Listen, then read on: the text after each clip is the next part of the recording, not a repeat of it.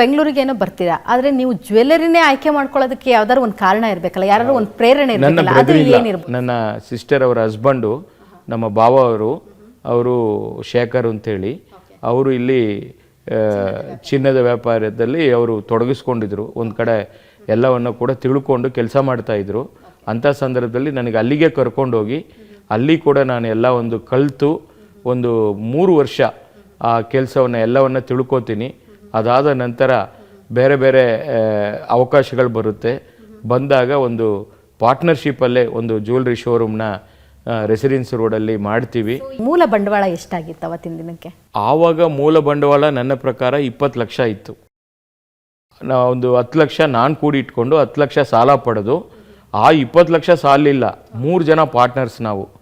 ಅದನ್ನು ಇನ್ನೂ 2 ಪಾರ್ಟ್ನರ್ಸ್ನ ಸೇರಿಸ್ಕೊಂಡು ಆ ಒಂದು ಶೋರೂಮನ್ನು ನಾವು ಓಪನ್ ಮಾಡಿದ್ದೀವಿ. ಅದಾದ ಮೇಲೆ ಮತ್ತೆ ಅದನ್ನು ಬೇರೆ ಬೇರೆ ಥರ ತೊಂದರೆಗಳಾಯಿತು. ಪಾರ್ಟ್ನರ್ಶಿಪ್ಪಲ್ಲಿ ಒಂದಷ್ಟು ಅನುಭವನೂ ಆಯಿತು. ಮತ್ತು ನಾನು ಬಸವನಗುಡಿ DVG ರೋಡಲ್ಲಿ 10x20 ಸಣ್ಣ ಸ್ಟೋರು ಸಾಯಿ ಜ್ಯುವೆಲ್ಲರ್ಸ್ ಅಂತೇಳಿ ಓಪನ್ ಮಾಡಿದ್ವಿ.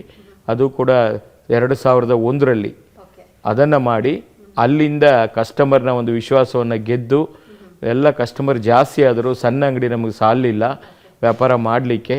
ಅದಕ್ಕೆ ದೊಡ್ಡ ಸ್ಟೋರು ಮಾಡಬೇಕು ಅಂತೇಳಿ ಹುಡುಕಿದಾಗ ಮತ್ತು ಬಾಡಿಗೆಗೆ ಅಂತೇಳಿ ಹುಡ್ಕೊಂಡು ಹೋಗಿ ಮತ್ತು ಅಲ್ಲಿ ಒಂದು ಸೈಟನ್ನು ಖರೀದಿ ಮಾಡುವಂಥ ಪರಿಸ್ಥಿತಿ ಬಂದು ಬಿಲ್ಡಿಂಗ್ ಕಟ್ಟಿ ಮತ್ತು ಅದನ್ನು ದೊಡ್ಡ ಮಟ್ಟದಲ್ಲಿ ಮಾಡಿ ಅದು ಸಾಲದೇ ಇನ್ನೂ ಎಷ್ಟು ದೊಡ್ಡದು ಮಾಡಬೇಕು ಅಂತೇಳಿ ಹಿಂಗೆ ಬಸವನಗುಡಿ, HSR, ಯಲಂಕ, KR ಪುರಮು, ನಾಗರಬಾವಿ, ಮಲೇಶ್ವರಮು, ಇನ್ನೂ ಒಂದು 3 ಮಂತ್ಸಲ್ಲಿ ಈಗ ರಘುವನಹಳ್ಳಿ ವಾಜರಳ್ಳಿ ಕನಕಪುರ ರೋಡಲ್ಲಿ ಕೂಡ ಒಂದು ನೂತನ ಶೋರೂಮ್ ಆಗುತ್ತೆ. ಈಗ ಕೆಲಸ ನಡೀತಾ ಇದೆ.